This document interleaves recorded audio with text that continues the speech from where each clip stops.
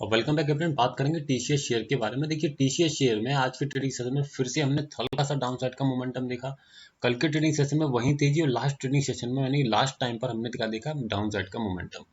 आज के trading session में भी सिमिलर हल्का सा पहले अप साइड का मोमेंटम, फिर स्टॉक में कहीं ना कहीं ओवरऑल डाउन साइड का मोमेंटम देखा गया। अब ऑप्शन चेन पर आइए और ऑप्शन चेन पर आकर के समझिए आज के ट्रेडिंग सेशन को। आज के ट्रेडिंग सेशन में मेरा रेजिस्टेंस जो क्रिएट हुआ वो क्रिएट हुआ 3100 पर। जो मेरा सपोर्ट क्रिएट हुआ वो क्रिएट हुआ 3060 की स्ट्राइक प्राइस पर। क्या 3060 पर मॉर्निंग में मेरा सपोर्ट था? तो आंसर रहेगा नो। मॉर्निंग में जो मेरा सपोर्ट क्रिएटेड था वो क्रिएटेड था 3000 की स्ट्राइक प्राइस पर। 3000 से ये उठ करके आया 3060 की स्ट्राइक प्राइस पर। तो ऐसे केस में सपोर्ट की तरफ से लगा बुलिश प्रेशर।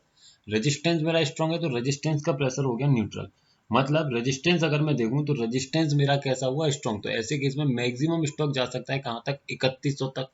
और नीचे की तरफ अगर बात करूं तो चूंकि सपोर्ट मेरा ऑलरेडी बॉटम से टॉप पर आ गया है तो नीचे की तरफ बॉटम हो गया 3060 का। अब आइए यहाँ पर लाइंस खींच लेते हैं हम। देखिए 3100 के आसपास ऑलरेडी एक लाइन खींची हुई है। अगर 3060 पर एक और लाइन हम खींच लें तो पिक्चर क्लियर हो जाएगी कि आखिरकार स्टॉक ने क्या मोमेंटम हमें दिखाया। तो देखिए 3060 की मैंने एक और लाइन खींची। आप यहाँ पर देख सकते हैं पूरे दिन स्टॉक में कोई ट्रेड हमारा नहीं बना तो नहीं करेंगे। ऐसा नहीं है कि जबरदस्ती ट्रेड करने जाएंगे।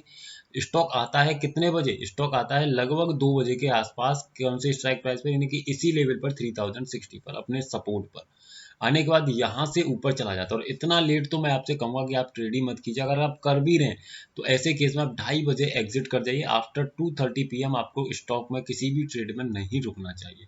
इक्विटी है तो एक अलग बात है, लेकिन अगर आपके पास ऑप्शन की ट्रेडिंग है तो गलती से भी आप 2:30 के बाद में ट्रेड मत किया कीजिए, क्योंकि 2:30 के बाद का बाजार थोड़ा सा रिस्की हो जाता है। अलग तरीके के मोमेंट्स हम ऑप्शन चेन पर दिखाई देंगे और अपोजिट चलते हुए भी आपको बाजार दिख जाएगा, है ना।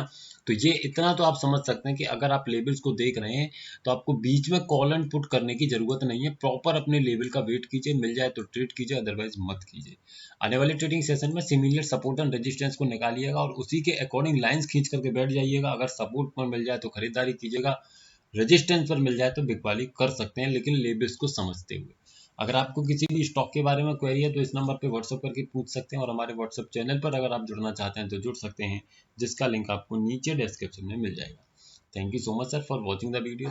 इस महीने का जो टॉप मुझे दिखाई दे रहा है वो 3115 ही दिखाई दे रहा है। इससे ज़्यादा ऊपर स्टॉक जाते हुए मुझे नहीं दिखाई दे रहा है। किसी भी तरीके की बाइंग सेलिंग होल्डिंग की सलाह आपको इस वीडियो में नहीं दी जा रही है।